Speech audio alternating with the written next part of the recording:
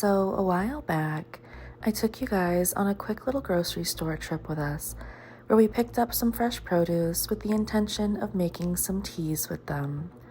Well, I showed you what I did with the cranberries in the last video, so now it's time to show you what I plan to do with the rest of the oranges and the ginger root. Now, I also have some mint leaves that I've already prepped and have soaking in water, ready to be added to this recipe. So let's go ahead and get right down to the getting down. Now, I'm not sure if I've ever really intended for these videos to be a tutorial type of affair, but more or less a kitchen vlog and exploration into cooking and how to make this a little less painful. So if you learn by watching or take some notes as we go through, whatever helps you to feel inspired to get into the kitchen yourself is really what'll do here. The recipe that I'm crafting is nothing that I've had written down anywhere or anything like that, but more or less just a combination of foods that I know, if blended well together, will taste good. So while I am going ahead and prepping my fruits and such, I'm gonna add some water into a pot and get that heated up so that way I can start boiling my ginger root tea. I'm going to go ahead and add 42 ounces of water. So that's about 4 bottles for those of you that are keeping track. Now, I'm gonna go back to prepping my lemons and my oranges because those are pretty easy, where the ginger root is going to end up being somewhat time consuming. Now, because we are doing as much of a zero waste kitchen as possible, I'm gonna go ahead and take the rinds and the seeds and separate them out so the seeds can be put into a possible germination station and the actual fruit of the lemon and oranges inside of the pot to go ahead and start boiling, and then the rinds directly into the dehydrator with them to be prepped to be turned into powder. And then of course repeat with all of the oranges. Now, no matter what you're making, your ratio for this is going to be 1 lemon for every 2 oranges. If you want to really taste that orange flavor, go ahead and do a 3-to-1 ratio, but you're not going to want to do much more than that. Now, I don't know if you guys know this little hack with ginger, but you can actually scrape the casing of the root off with the back of a spoon. I know I'm probably not showing it as well as I could in this video, but it makes it so easy to just whittle away at the ginger root until you've got all of that covering off. I mean, look at how much simpler this is. My mind was blown the first time I found this trick at how fast and efficient this was for prepping ginger, when all these years I had been wasting so much time doing this who knows how wrong. I mean, let me put you on some easier game for sure.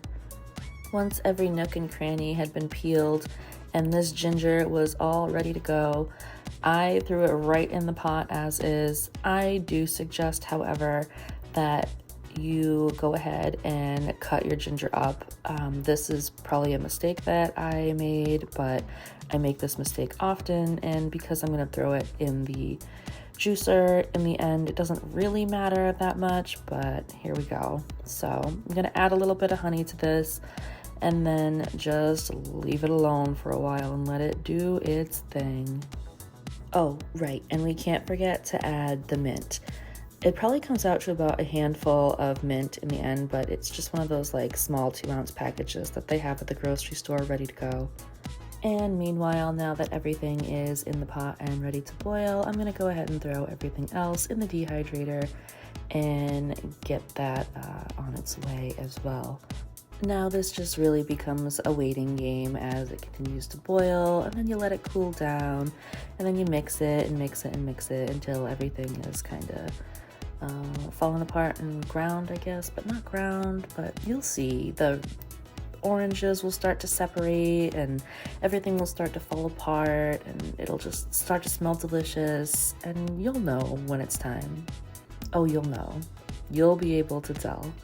See how this is starting to come apart and these oranges are starting to flake out and turn into whatever they're turning into? Exactly.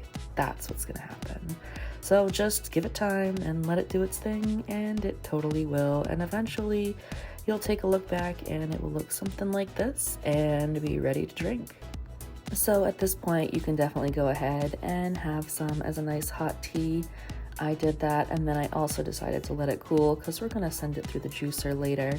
But in the meantime, while it's cooling, I'm going to take the cranberries from the last cranberry juice that I made and go ahead and process them. I turned this pulpy bit into pretty much a leather, but I'm going to take this electric coffee grinder and try to see if I can go ahead and grind up some of this into a finer powder to make a cranberry powder supplement that I can add to smoothies, drinks, whatever, you name it. You could bake it into stuff, you could just take it plain with water. However you like to take extra supplements. Why throw these things away when for 2 extra steps and time that you're already spending in your kitchen doing other things, you can multitask your way to a zero waste kitchen and have all kinds of stockpiled goodies and spices that you've made yourself. Now, of course, the zero waste kitchen lifestyle is definitely not for everybody, but if you're somebody who is a big crafter, creator, and doesn't like to see things go to waste, just keep investing in these things and you will feel the reward in and of itself. I could even use this powder in some candle making and soaps, and believe it or not, sometimes I do. So let me see how fine I can get this powder ground up. Admittedly, this is probably not the strongest mechanism for doing what I need this to do, but I'm just kind of testing out whether or not this type of grinder would be something that I would want to add into my kitchen collection before I go ahead and spend more than $15 on this type of appliance. This actually did take a lot longer than I had expected it to take originally, so I may in the future end up upgrading to something a little bit more efficient, because this amount right here really is probably only good for like super small batches, and I guarantee you I'm gonna end up blowing this motor in about a month. So let's enjoy it while we can, because look at how much cranberry powder we're gonna end up getting from all of this in the end. I mean, that right there is impressive. And not only impressive, but something that would have otherwise ended up going down the drain and being completely wasted. I can't even begin to tell you how good this smells. I feel like this would bake really well into some type of breakfast pastry or bread, but I don't know if I'm gonna get that far with it. I just have a feeling that this is gonna be something that I end up adding into hot beverages as a supplement. But look at how much I ended up getting, all from that sheet of cranberry leather. I don't know about you, but I am definitely impressed with the results of this. But I guess I totally digress, and we should probably get back to this ginger orange mint tea concoction that I'm making over here that's absolutely delicious. So now that this has all cooled down enough where it's not going to totally explode and ruin my juicer, because believe it or not, putting hot things in this is actually not a good idea. I can go ahead now and run this all through the juicer and make sure I've squeezed every last drop of goodnessy pulp out of my concoction. I feel like there's so many people out there who want to reap the benefits of juicing and using a cold pressed juicer at home, and there are so many amazing benefits to it that I would never want to dissuade you from doing so. However, using these machines, no matter how easy they say it is, to clean, to use, to do whatever, these are labors of love. These are time-consuming efforts. Well worth it, but definitely time-consuming efforts.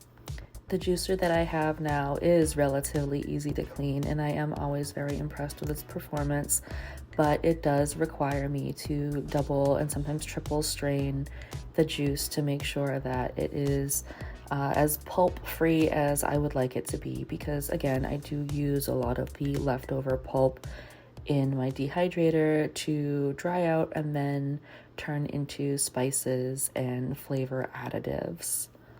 When all was said and done with this juice, I do have a few jars that I'm able to store in the fridge for the coming weeks to enjoy, even though they may not make it past a few days. And I was able to enjoy some fresh right as soon as it was done. So while this may not be a tutorial, I hope this did help to inspire you to get out and try some new things in your kitchen, and maybe let me know what you think of them in the comments below. Thanks for watching, and good luck on all your health journeys.